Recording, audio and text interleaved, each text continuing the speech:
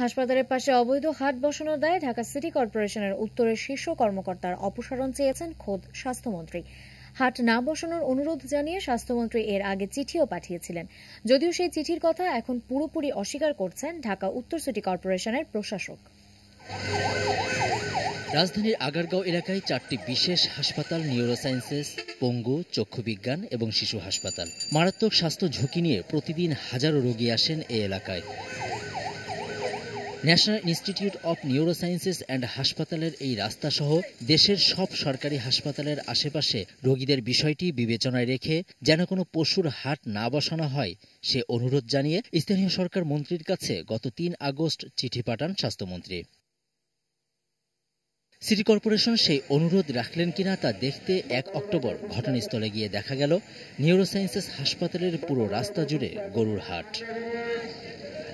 কেন এই অবৈধ হাট তা জানতে ঘণ্টাখানেক বসে থেকেও সিটি কর্পোরেশন উত্তরের প্রশাসকের কোনো বক্তব্য পাওয়া যায়নি। উল্টোপাল্টা আচরণ করেছিলেন প্রধান নির্বাহী কর্মকর্তা। হাসপাতালের আশেপাশে গরুর হাট এতটুকু আমি জানতে চাই।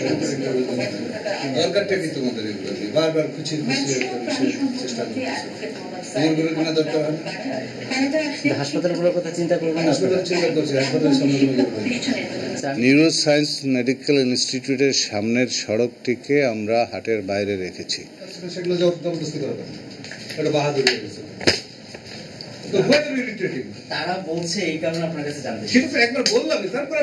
ভ্রাম্যমাণ আদালতের মাধ্যমেও সেই হাট সরানো হয়নি, বরং 4 ও 5 অক্টোবর রোগীদের ভোগান্তি ছিল চরমে।